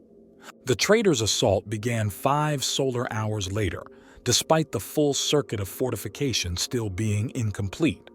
For all intents and purposes, the route into the citadel of Amon Nai Shak Kailis was undefended and their route unopposed. Ever mistrustful of the lack of defenses, Perturabo had his Iron Warriors dig in, assuming a perfect formation outside the walls in a layered barbican that protected the traitor legion's line of retreat. Fulgrim's host broke apart into individual war bands, ranging in size from around 100 warriors to groups of nearly 1,000. Each of these autonomous groups appeared to be led by a captain, though such was the bizarre ornamentation and embellishment on each warrior's armor, it was often impossible to discern specific rankings. Leaving the fortified bridgehead behind, Perturabo led his Iron Warriors and the Emperor's Children contingent into the heart of Amon Nai Shak Kailis. The sepulchre of Isha's doom was a monumental palace, sprawling and richly ornamented with bulbous morn towers and sweeping ivory-roofed domes. As the column of traitors pressed onwards towards the sepulchre, they were being silently and unknowingly observed by the loyalist Astartes of the Sisypheum. Despite being outnumbered 1,000 to 1, the small force of loyalist legionaries devised a means to find another way into the massive sepulchre. As the two Primarchs neared their ultimate goal, Fulgrim kept pressing his stern brother with curt impatience to not linger. Perturabo took the time to study Fulgrim and his assembled host. His brother was sheened in sweat, but it was not perspiration that beaded his brow. Fulgrim was sweating light. Though it was faint, it was visible to Perturabo's gene-enhanced sight that saw beyond what even Astartes' eyes were capable of detecting. He wondered if Fulgrim was aware of the radiance bleeding from him and decided he must be. His brother's armor strained against his body and his features were drawn and tired, as though only by an effort of will was he still standing. His captains looked no better, like hounds straining at the leash. A number of Fulgrim's Lord Commander's flesh was also suffused with a light similar to that enveloping Fulgrim, a deathly radiance that had no place within a living being. Perturabo did not trust Fulgrim one bit, knowing that inevitably he would be betrayed by his brother. The Lord of Iron pressed on, intent on bringing their quest to completion. As they neared their final destination at the heart of the sepulchre, the power at the heart of Iydris spasmed in hateful recognition of the followers of Slaanesh, known to the Eldar as She Who Thirsts, and awoke its guardians from their slumber. Thousands of crystalline statues threw off their previous immobility. They moved stiffly, like sleepers awoken from an eons-long slumber, and the gems at the heart of their bulbous heads bled vibrant color into glassy bodies that suddenly seemed significantly less fragile. This army of wraiths were the ancient Eldari dead of Iydris. Soon both the traitor forces outside the citadel as well as those inside were attacked from all sides by the Revenant army. Like automata, but with a hideously organic feel to their movements, the Eldari constructs emerged in their thousands with every passing second. As Perturabo was busy fighting for his life, Fulgrim slipped away in the midst of the fighting. Realizing where he had gone, the Lord of Iron stepped into the green glow emanating from the center of the massive chamber. Perturabo understood that this was no elemental energy or mechanically generated motive force, but the distilled life essence of all those who had died there. Perturabo descended downwards on an unending spiral towards a point of light that grew no brighter no matter how far he descended. The journey downwards was never-ending, or so it seemed until it ended. Fulgrim stood at the origin of a slender bridge that arched out to the center of a spherical chamber of incredible sanity-defying proportions. The footings of the bridge were anchored on the equator, and a score of other bridges reached out to where a seething ball of numinous jade light blazed like a miniature sun. Iydris, it transpired, was a hollow world, its core this colossal void with the impossibly bright sun at its heart. Perturabo confronted his brother, realizing that there had never been an angel Exterminatus. Fulgrim confirmed for Perturabo that there was no such weapon yet, for he was to be the angel Exterminatus. Perturabo responded that his brother always did have an appetite for rampant narcissism, but this was the grandest delusion yet. Unamused at Fulgrim's explanation, Perturabo took a step towards his brother, Forgebreaker in his hand, intent on killing him. Fulgrim spoke a single word. Its nightmare syllables tore at Perturabo's brain, causing him to stumble and drop to one knee. Fulgrim revealed the reason for his brother being drained of energy. When Fulgrim had arrived on Hydra Cordatus, he had presented the Lord of Iron with a gift, a folded cloak of softest ermine, trimmed with foxbat fur and embroidered with an endlessly repeating pattern of spirals in the golden proportion. A flattened skull of chromed steel acted as the fastener. Set in the skull's forehead was a gemstone the size of a fist, black and veined with hair-fine threads of gold. As they had made their way towards the heart of the Eye of Terror, the large gemstone at the center of the skull-carved cloak pin had changed from black to a solid gold color and pulsed with its own internal heartbeat. This was the Mogatar stone, known as the Harvester, which had slowly been draining Perturabo's strength and life force. With the Lord of Iron's sacrifice, Fulgrim would finally be able to achieve apotheosis. The two Primarchs ascended upwards within the shaft of light, emerging into the chaos that was happening within the heart of the sepulchre. The Primarch of the Emperor's children hurled his brother aside, and Perturabo fell in a languid arc to land with a crunch of metal and crystal at the edge of the shaft. Blood trailed the air in a streaming red arc from Perturabo's chest. The Lord of Iron lay unmoving, his body broken and lifeless. The attention of every Astartes within the chamber was irrevocably drawn towards the Primarch, for they recognized that an event of great moment was in the offing. The Phoenician was no longer the same being as had descended into the planet. He floated in the air above the shaft, which no longer poured its green torrent up to the restless darkness above, but simply radiated a fading glow of dying light. Fulgrim's armor was shimmering with vitality, as though the light of 1,000 suns was contained within him and strained to break free. The Primarch's dark, doll-like eyes were twin black holes, doorways to heights of experience and sensation, the likes of which could only be dreamed by madmen and those willing to go to any lengths to taste them. Just as Fulgrim was about to achieve his ultimate desire, Perturabo had regained enough of his former strength and rose to his feet, the Mogatar stone in his hand. Perturabo walked towards Fulgrim, keeping the hand holding the Mogatar stone extended over the shaft in the center of the chamber. Perturabo looked his brother in the eye for some hint of remorse, a sign that he regretted that things had come to this, something to show he felt even a moment of shame at plotting to murder his brother. He saw nothing, and his heart broke to know that the Fulgrim he had known long ago was gone, never to return. He had not thought it possible that anyone could plunge so far as to be beyond redemption. Perturabo knew that Fulgrim no longer wanted to be an angel, he wanted to be a god. He informed the Phoenician that mankind had outgrown such beings a long time ago. Disgusted by Fulgrim's desires, Perturabo hurled the Mogatar stone into the deep shaft. Suddenly, a barrage of bolter fire erupted, and a handful of Emperor's children Astartes were pitched from their feet. Black armored space marines bearing a mailed fist upon their shoulder guards charged towards the traitors. It was the Astartes of the Xth Legion, the Iron Tenth, the Iron Hands.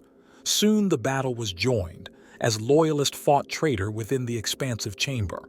The noose of battle was closing on the two Primarchs at its center. Perturabo locked on his knees, and Fulgrim hovering in the air as though bound to his brother by ties not even the call of war could break. The Iron Hands were mired in battle with the Emperor's children and Iron Warriors, zipping streams of fire blasting back and forth between them. During the battle, one of the Loyalist Astartes, the Raven Guard named Sharokin, had acquired the fallen Mogatar stone. He instinctively knew that if this stone was desired by Fulgrim, then it had to be destroyed. Taking a bolter from a fallen Emperor's children Astartes, he aimed the muzzle at the strange gold and black stone and pulled the trigger. The weakened Perturabo was renewed with the sudden release of his life force from the Chaos Relic. Fulgrim's body arched in sympathetic resonance, for the Mogatar stone contained more than just the strength stolen from Perturabo by Fulgrim. It contained their mingled essences, a power greater than the sum of its parts, a power to fuel an ascent so brutal that only the combined life force of two Primarchs could achieve it. Armor burned from Fulgrim's body, flaking away like golden dust in a hurricane, leaving his monstrously swollen body naked and his flesh blazing with furnace heat. Spectral flames of shimmering pink and purple licked around his body, a hungry fire waiting to consume him the moment his focus slipped. As the Lord of Iron finally pushed himself upright and stood fully erect, he lifted Forgebreaker onto his shoulder. Fulgrim saw his death in Perturabo's eyes and grinned, knowing that his brother had to do it. Perturabo hefted Forgebreaker like a headsman at an execution and swung the mighty hammer in a wide arc, splitting the Phoenician's body wide open. It was done. Fulgrim's body exploded under the impact of Perturabo's warhammer, and the cry of release was a shrieking birth scream. An explosion of pure force ripped from the Phoenician's destroyed flesh, filling the chamber of towers with a blinding light that was too bright to look upon, too radiant to ignore. Like a newborn sun, the wondrous incandescence was the center of all things, a rebirth in fire, new flesh crafted from the ashes of the old. Every eye in the chamber was turned to the light, though it would surely blind them or drive them to madness. Through slitted fingers and shimmering reflections, the survivors of the fighting bore witness to something magnificent and terrible, an agonizing death and violent birth combined. A figure floated in the midst of the light, and it took a moment for Perturabo to recognize the impossibility of what he was seeing. It was Fulgrim, naked and pristine, his body unsullied by any of the mawkish ornamentations with which he had defaced his flesh, as perfect as the day the Emperor had first conceived him. Then Fulgrim's back arched and his bones split with gunshot cracks. His flesh, once so perfect, now ran fluid and malleable, his form molding and remolding as though an invisible sculptor pressed and worked him like clay upon a wheel. Fulgrim's legs, extended like the man of Vitruvius, ran and lengthened, fusing together in a writhing serpent's tail, the skin thickening and sheening with reptilian scales and segmented plates of chitinous armor. Perturabo took a step towards this thing being born from the death of his brother, all the while despairing that this was his brother. Perturabo had destroyed Fulgrim's mortal shell. This was an immaterial avatar of light and energy, of soul and desire. What was being done here was an act of will, a creature birthing itself through its own desire to exist. Fulgrim's face was a mask of agonized rapture, a pain endured for the pleasure it promised. 2 obsidian horns erupted from Fulgrim's brow, curling back over his skull, leaving his perfect face as unsullied as the most innocent child. Fulgrim had ascended into chaos and become a prince of the Neverborn, a lord of the ruinous powers, the chosen and beloved champion of Slaanesh. As the newborn demon prince suddenly departed, the first of the traitor Primarchs to achieve demonic apotheosis, he left his brother with a cryptic message that they would one day meet again, and both brothers would yet renew their bonds. Lifting his hands into the air, a curtain of light rose up from the ground, and Fulgrim and all of his Emperor's Children Chaos Space Marines disappeared in a flare of arcane teleportation energy. With the disappearance of the Emperor's Children, the Crone World of Iydris began to tear itself apart. The force at the heart of the world was no more. The strength of the life forces of the dead Eldari that had kept it safe was failing, and soon this planet would be swallowed by the unimaginable force of the supermassive black hole that lay at the heart of the Eye of Terror. Across the chasm, the remaining iron hands gathered up their wounded and fell back from the spreading fissures and heaving ruptures opening in the floor. They looked upon Perturabo with hatred, but decided to make their way off-world from the doomed planet. They knew that they could not fight the Lord of Iron and live through the encounter. Perturabo let the iron hands depart. Then he led his warriors out of the crumbling citadel. Once aboard his flagship, the Iron Blood, Perturabo watched the final death throes of the Eldari Crone World. The Iron Blood strained to break orbit, but the force at the heart of the Eye of Terror was reasserting its grip on reality with a vengeance. Many of the smaller vessels of the Iron Warrior survivor fleet that had followed the Sisypheum had already been dragged within its embrace, swallowed by the black hole's powerful energies. Only the capital ships had engines large enough to resist the inexorable pull, but even they were only delaying the inevitable. Perturabo's Triarch stood patiently around their lord, awaiting his orders. The Lord of Iron informed them that he always moved forward, never backwards. They would go into the black hole. Though his senior commanders believed that it was suicide, the Lord of Iron informed them that Fulgrim had promised that the two brothers would meet again. The Iron Warriors were not meant to die within the Eye, and there was only one way onwards. His warriors moved to carry out his order, and the Iron Warriors' fleet plunged deep into the heart of Terra. Fulgrim had spoke true, for Perturabo and his Iron Warriors emerged intact from the Eye of Terra, and were transported through the singularity within the Eye far across the galaxy to the Talarn system. Once arriving at Talarn, Perturabo was made aware of the chaos relic known as the Cursus of Alganar hidden beneath the planet, and he immediately drew up plans to acquire it and its power for the traders. The intended raid unexpectedly turned into the protracted conflict known as the Battle of Talarn, as both the traders and the Imperium poured war material to their respective allies on the verdant world, neither willing to admit defeat. The Iron Warriors ultimately responded by unleashing a virus bomb attack on the planet, which transformed it into a harsh desert world. Over 1 million armored vehicles fought across that newborn desert, which is reckoned as the largest tank battle in Imperial history, until eventually the Iron Warriors were forced to retreat without the Cursus.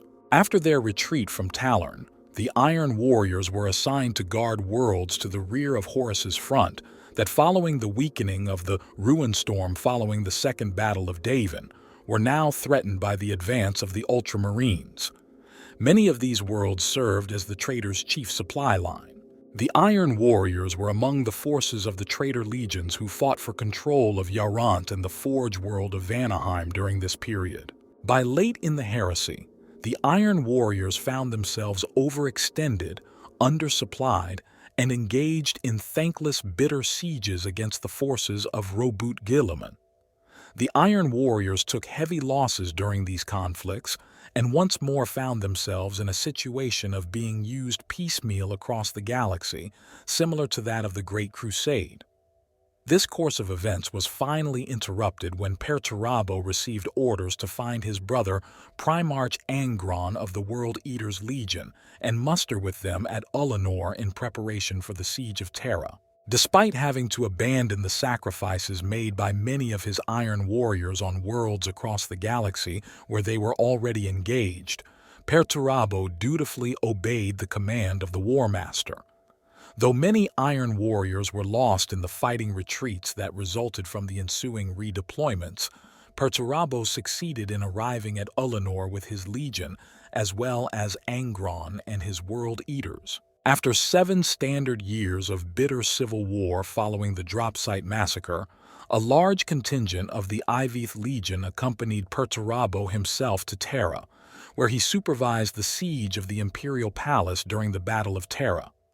The Iron Warriors found a sublime pleasure in tearing the edifices of the Imperium down. It cannot be known whether Dorn's masterfully constructed defenses would ultimately have proved the undoing of the Iron Warriors, for Horus was slain by the Emperor aboard his battleship in orbit of Terra before the matter could be fully decided. Those Iron Warriors who had taken part in the Siege of Terra fled to the Eye of Terror with the remainder of the Traitor Legions, but not before fighting a long rearguard action against the loyalist forces of the Imperium during the Great Scouring in an attempt to hold on to the pocket empire they had forged out of the star system surrounding Olympia. During this period, the sons of Perturabo found themselves finally free to test themselves against those of Rogel Dorn. Before his legion followed suit, Perturabo devised and enacted the one real victory for the Iron Warriors in the aftermath of the Horus Heresy. He crafted a trap on the world of Sebastus IV designed to ensnare Rogel Dorn and the Imperial Fists, with whom Perturabo and his warriors had long harbored a bitter rivalry that had stemmed from each legion claiming to be the best force in the Imperium at laying and defending against sieges. The trap was known as the Eternal Fortress, a keep centered within 20 square Terran miles of bunkers, towers, minefields, trenches, tank traps, and redoubts. Upon hearing of this, Rogal Dorn publicly declared that he would dig Perturabo out of his hole and bring him back to Terra in an iron cage. Rogal Dorn expected an honorable battle, but this was not to be. Beginning by isolating the 4 companies of the Imperial Fists that made planetfall from their orbital support, Perturabo began to carefully divide his enemy and destroy them piecemeal. Some Imperial Fist Astartes managed to penetrate the defenses and reach the center of the Eternal Fortress, only to find there was no central keep, simply an open space watched by yet more defenses. The fortress was a decoy of no real value. By the 6th day of the siege, Imperial Fist Astartes were fighting individually without support, using the bodies of their own battle brothers for cover. The siege of the Eternal Fortress, later referred to simply as the Iron Cage by the Imperial Fists, lasted for a further 3 solar weeks. Relief came in the form of Robut Guilliman and the Ultramarines, but the siege left Dorn a broken man, rendered the Imperial Fists. Chapter unable to fight for 19 standard years until they had made good their terrible losses, and paved the way for Perturabo's ascension to the rank of Demon Prince of Chaos Undivided, after the sacrifice of over 400 loyalist space marines on the bloody landscape of Sebastus IV. This most infamous of campaigns was the deed that earned Perturabo the dark blessing of Apotheosis to become a demon primarch. Under the command of their new demon prince, the majority of the Iron Warriors fled to the Eye of Terror and secured the demon world of Medrengard after the Battle of the Iron Cage, from where they could brood on the turn of events and plot vengeance on the Imperium. Those Iron Warriors who had established their own empire around Olympia prepared themselves for the inevitable assault by the Loyalist legions. There was to be no refuge from the retribution of the Loyalists during the campaigns known as the Great Scouring. The Imperial Fists supported the Ultramarines in a campaign to liberate the subjugated worlds. In a reversal of fortune, typical of the grim epic that ushered in the Age of the Imperium, the Imperial Fists were amongst those who laid siege to these remaining Iron Warrior strongholds, and while the traitors were eventually dislodged, it was only after a decade-long campaign that culminated in the Iron Warriors detonating their nucleonic stockpiles and reducing Olympia to a radioactive waste.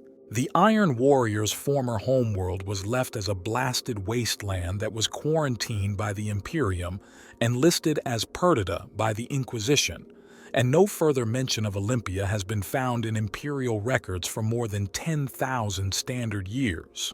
During Abaddon, the Despoilers' 13th Black Crusade in 999, M41, the Iron Warriors under the command of the Warsmith Barbin Falk, attacked once more the Adeptus Mechanicus forge world of Hydra Cordatus, which supplied weapons and other war materiel to the Imperium of Man at large, and was one of the few locations in the galaxy where the Mechanicus secretly stored its tithes of Space Marine gene seed. Alongside his chief rivals Foryx and Kruger, of the First and Second Grand Companies respectively, Hansu was one of 3 champions of the Warsmith that laid siege to the large citadel and manufactorum complex known as the Tor Christo. Deep within this formidable imperial citadel lay the stasis vaults which contained the genetic material drawn from the Iron Warriors' most hated and ancient rivals, the Imperial Fists. The Iron Warriors desperately needed the Astartes' pure gene seed to reconstitute their numbers, as the corrupting power of chaos tended to mutate their own gene seed to the point that it was unusable to replenish their ranks with new Chaos Space Marines. Hanso was often belittled by his fellow Iron Warriors for having mixed gene seed, which consisted of spliced Iron Warriors and Imperial Fists' genetic material. He was referred to by his fellows as a half-breed due to his gene seed's mixed heritage.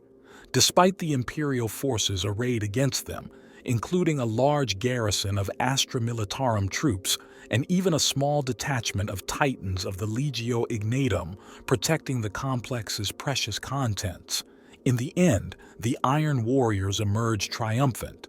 They defeated the Imperial forces defending Tor Christo, as well as an entire company of Imperial Fists who had arrived as reinforcements to try and prevent the theft of their genetic legacy. Having greatly pleased the Chaos Gods through his monumental victory over the Imperium, the commanding Warsmith was allowed to ascend to become a Demon Prince.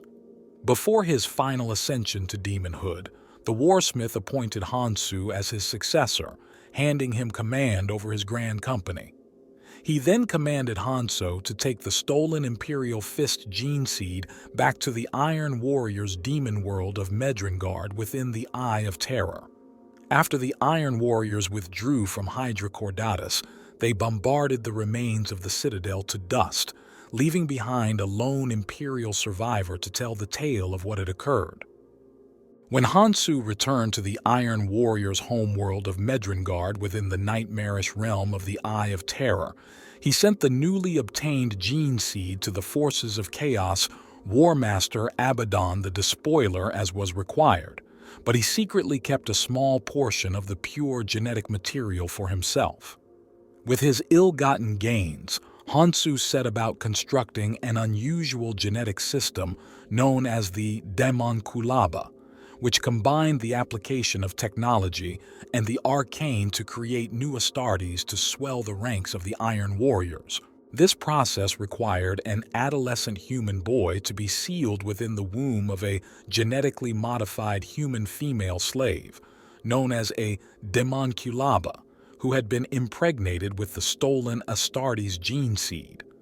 The Demonculabas either produced horribly mutated freaks known as the Unfleshed, who were cast out into the wastelands of Medrengard, or a new chaos-corrupted Astartes ripe for incorporation within the Iron Warriors' ranks. The Demonculaba hosts were kept within Warsmith Hansu's fortress of Kalan Gol. Refusing to uphold his predecessor's promise to share the stolen gene seed amongst his fellow Iron Warriors commanders, Hansu led his warriors in a brutal civil war with two rival warsmiths, Lord Toramino and the Chaos Dreadnought Berossus. Recently exiled from the Ultramarines chapter for violating the Codex Astartes, Captain Uriel Ventris and his best friend, the veteran Sergeant Pausanias Lysane, were tasked to fulfill a death oath sworn by their chapter master Marneus Calgar. They accomplished this by traveling aboard the ancient demon engine Omphalos Demonium into the Eye of Terror and infiltrating Medrengard. Once there, they were tasked with the impossible mission of seeking out and destroying the Demonculaba. Engulfed by the Iron Warriors' civil war, Kalan Gol was under siege by the warsmiths Toramino and Berossus. The Ultramarines enlisted the help of the Raven Guard renegade Ardaric Vanes and his group of fellow Space Marine renegades, infiltrating the fortress at the height of the siege. However, the group was soon captured by Hansu's demon-possessed Iron Warrior bodyguard, Onyx, and taken to the halls of the Savage Morticians, Dark Mechanicus tech priests that had created and oversaw the Demonculaba process. Once there, Uriel was entombed inside the womb of one of the Demonculaba. Hansu showed great interest in Pausanias's bionic arm of living metal, which was made from necrodermis, the living metal that comprised the cybernetic bodies of the Necrons and their Satan shards. Pausanias's bionic arm was removed and reattached to Hansu for him to use.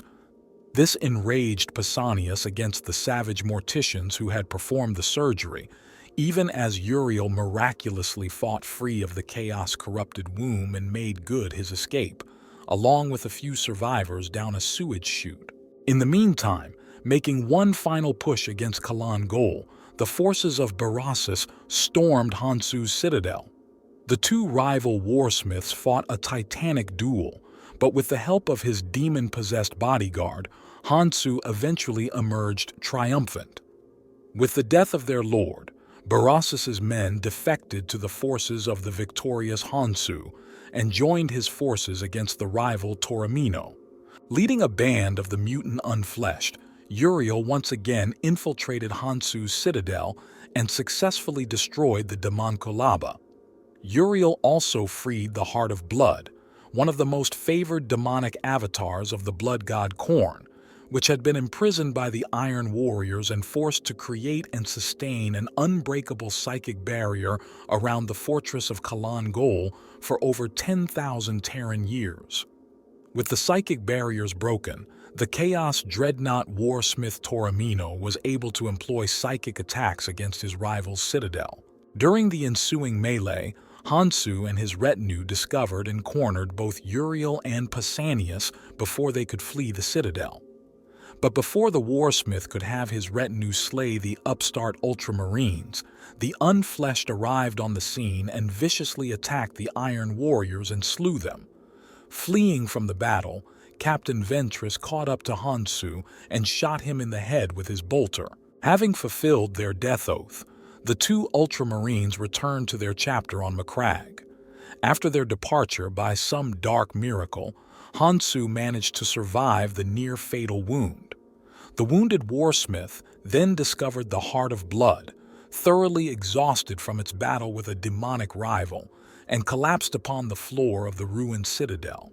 Employing the formidable powers of the Heart of Blood against Toromino's attacking forces, Hansu eventually emerged triumphant. The slaughter and destruction the demon had unleashed was unlike anything the Warsmith had ever seen before, its ancient fury deeper than the darkest chasm in the demon Primarch Perturabo's lair. It had reduced everything before it to utter ruin, and Medrengard's blazing black sun had gorged on the souls released into the dead sky.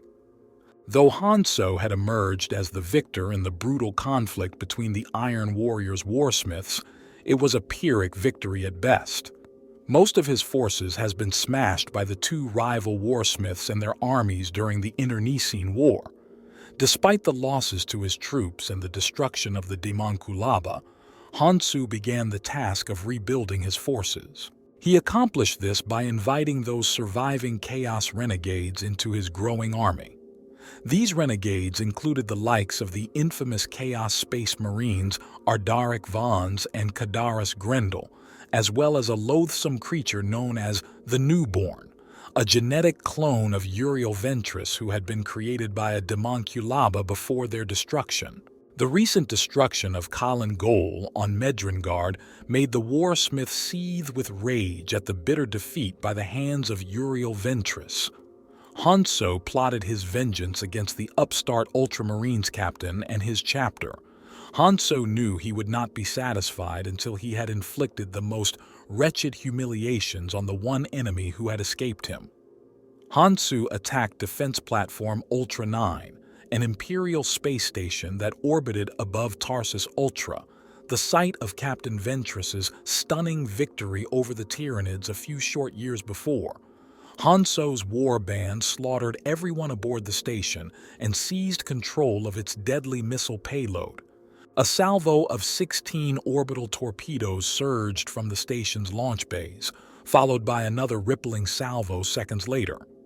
Another 3 salvos launched until all but one of the platform's entire payload of missiles was expended. Each missile dropped away rapidly from the platform in a ballistic trajectory towards the planet's surface. As the missiles reached a predetermined altitude over the planet's surface, each one exploded and spread its viral payload into the air. Vast quantities of the experimental Heraclitus viral strain were released into the atmosphere. All across the planet, a terrible rain fell, wreaking terrible damage as the insidious microbes went to work on Tarsus Ultra's indigenous and xenos vegetation. The world of Tarsus Ultra had suffered the horror of invasion by the monstrous swarms of the Tyranids. Though the invasion had been defeated, the dreadful legacy of the alien invaders remained to taint the planet's ecology forever. From pole to pole, horrific spires of dreadful alien vegetable matter towered over the landscape, slowly choking the life from the natural landscape.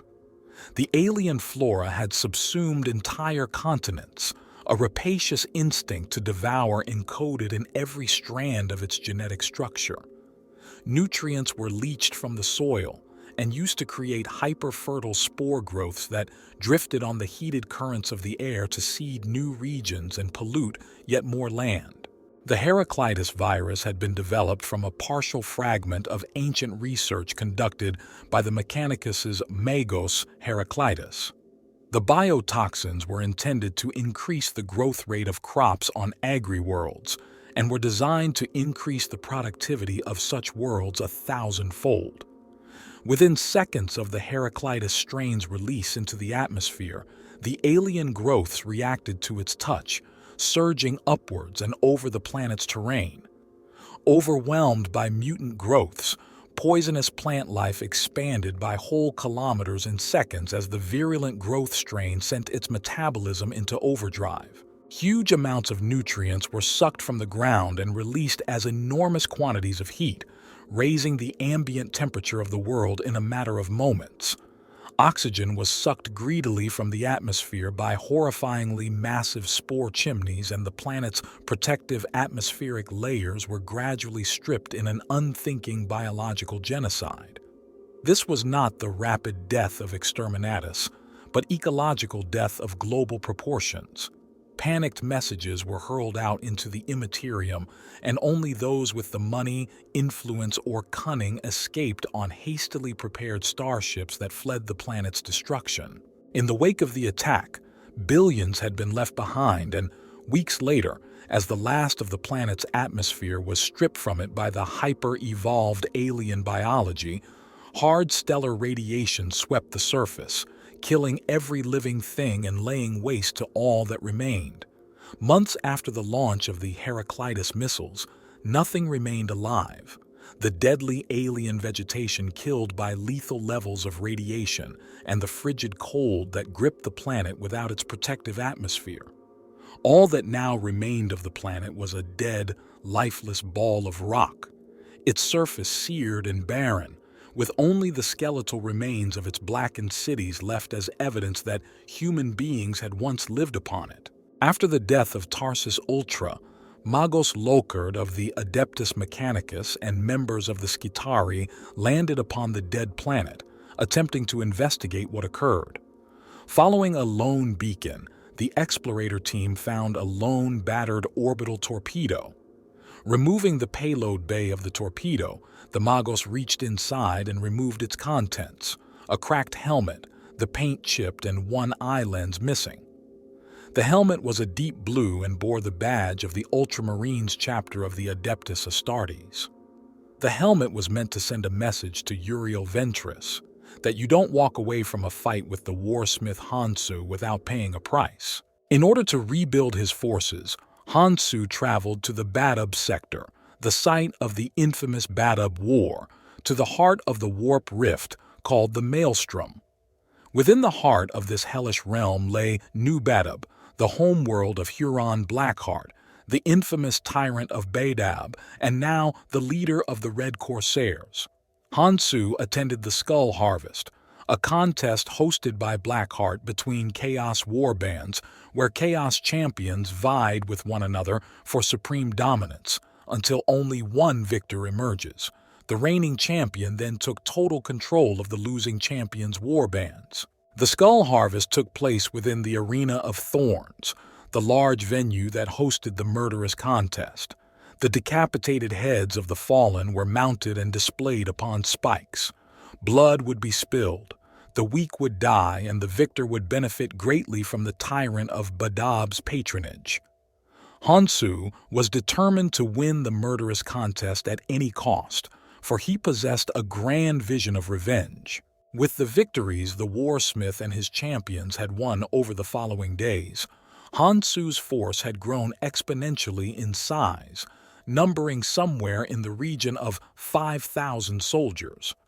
Scores of armored units and fighting machines, as well as all manner of Xenos and Corsair troops, were now his to command.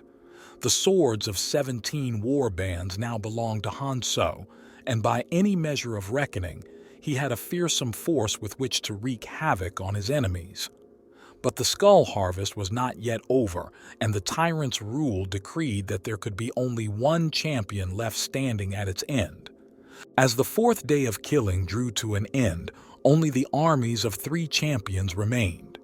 There were the forces of Hansu, those of the blood god Khorne's champion, Pashtak Uluvent, and his force of 6,000 blood-hungry skull-takers, and the pleasure god Slanesh's champion, Notha Etese, and his procured war band of 5,000 fighters, and Warsmith Hanso's war band of iron warriors.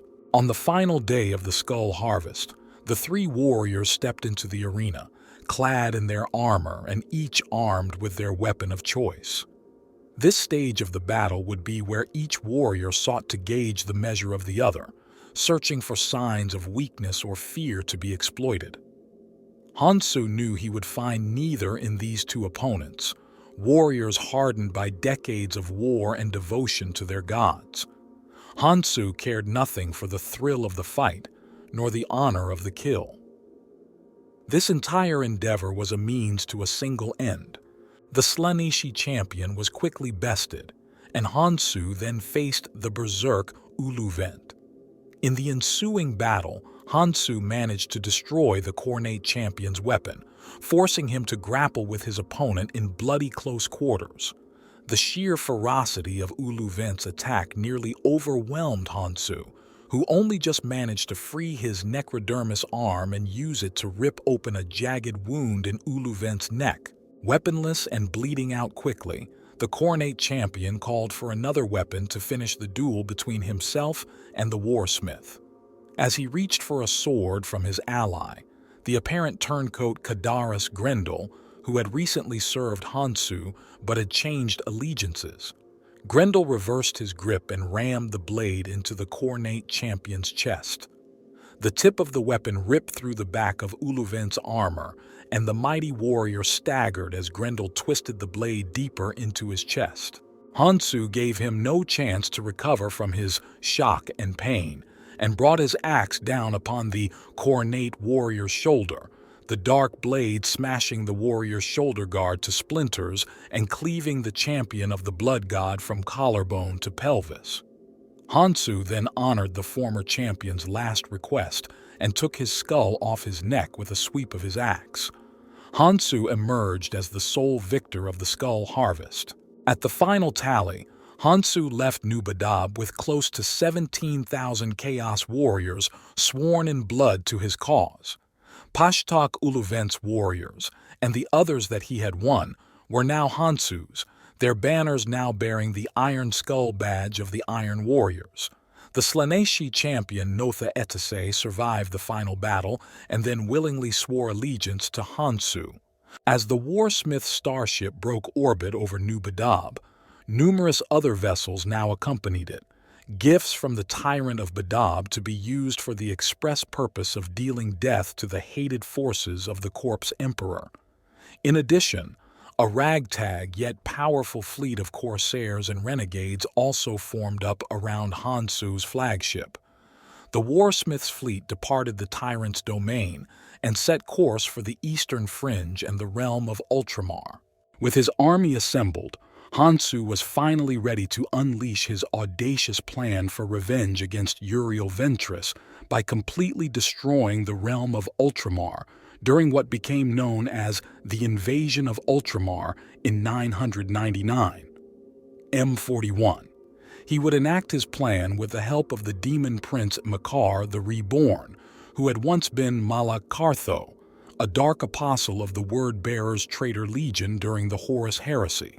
Learning of the vile demon's long-standing hatred for the Ultramarines, Hansu was able to enlist the aid of Abaddon the Despoiler's damned seer, Moriana, to help free the demon spirit from its prison, which had been trapped within the warp core of the Star Fort Indomitable by the Ultramarines chapter master Marneus Calgar decades earlier, in 935, M41. With his formidable army of Chaos renegades, Hansu easily captured the Star Fort and was able to free Makar from his prison. The Demon Prince then possessed the armored dreadnought chassis of Brother Altarion, and Ultramarines Astartes assigned to guard the fort. Makkar used Altarion's once sacred shell as his host body in order to remain in the material universe. With his army ready, Hanso's forces first struck within the realm of Ultramar on the arid imperial agri-world of Tarentus. The newly freed Makkar bound the Indomitable to a warp gate and called forth a huge army of demons to attack the cities of the planet from within, slaughtering the entire world's population. When the Ultramarines chapter responded to the dire threat that Hansu's forces presented, the Warsmith left a trap for them in the planet's capital city of Axum, which nearly annihilated Captain Uriel Ventress and the entirety of his fourth company. After their success on Tarentus, Hanso's forces next assaulted the imperial ocean world of Talisar. After laying siege to the planet, Makkar quickly forced himself into a position of shared command of the Warsmith's chaotic army and divided its forces amongst the various Chaos champions, a situation neither Chaos Lord could tolerate for any length of time. The forces of Chaos gathered by Hansu were dubbed by the Demon Prince as the Bloodborne, much to the Warsmith's resentment. Each subordinate commander was then assigned a different strategic target. Makkar convinced Hansu to travel to Ventress's homeworld of Calth, with explicit instructions from Makkar to destroy the tomb of Ventanus, the famed Ultramarines captain who slew the Demon Prince when he was still a mortal and a former dark apostle of the Word-bearers during the Horus Heresy. Makkar could not himself go near the tomb, which radiated the power of imperial faith in the Emperor, and was thus anathema to a creature of the warp. Armed with the knowledge of Ventress, the clone known as the Newborn was able to find the location of the subterranean tomb within the Cavernas Draconi on Calth. Hansu and his ally Grendel were led by the Newborn and eventually discovered the tomb's exact location. As they prepared to destroy it, the keen mind of Hanso perceived that there was more to Makkar's reluctance to come near the world of Calth than the foul creature had admitted. Therefore, the Warsmith decided to investigate further and soon discovered that there was an artifact, a combat knife, buried with the long-dead Ultramarines captain that was known as the Shard of Erebus. Hansu realized that the simple blade was capable of badly harming the Demon Prince because of the faith that had been invested within it after so many millennia of devotion. But before the Warsmith could capitalize on the newly acquired weapon, Captain Ventress and a command squad of Ultramarines arrived and began attacking Hansu's forces. Hansu tasked the Newborn to kill Ventress, but in the ensuing battle the Ultramarines captain was able to defeat his corrupted clone. At the height of the battle, the Iron Warriors were overwhelmed and defeated by what appeared to be the ghosts of Captain Ventanus and his fellow Ultramarines that were housed within the tomb. With his men dead and his quest for vengeance foiled, Hanso activated the trigger for explosives intended to destroy the tomb. The resulting explosion buried Captain Ventress and his men, but he and the majority of his allies managed to survive the explosion and subsequent cave-in. Upon further investigation, the body of Hansu was never found. However, there is ample evidence that indicates that the wily Iron Warrior may have survived. A drilling machine that had been used by the Iron Warriors to reach the tomb complex had also disappeared, indicating that Hanso had probably escaped his well-deserved fate. Yet again, Makkar survived to eventually face Marneus Calgar once more on the planet Talisar, but his essence was completely annihilated after Calgar struck him with the Shard of Erebus, the same blade that Captain Ventanus had used to slay Makkar's human form of Malak Cartho on Calth during the Horus Heresy.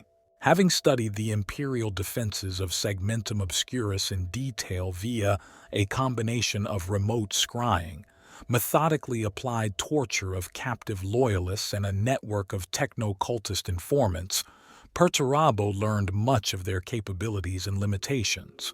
When Cadia finally fell to the War Master Abaddon during the 13th Black Crusade and the Cicatrix Maledictum split the galaxy from end to end, the Demon Primarch mobilized 1,000 armies and coordinated them in a grand strategy that targeted the most heavily defended Imperial worlds in the Segmentum. So began a brutal blockade of the Imperium itself. As Perturabo's embittered armies marched forth, menageries of demon engines and batteries of artillery machines at their side, a dozen fortified worlds previously thought inviolable were brought to the edge of total disaster by the Iron Warriors' merciless siege tactics.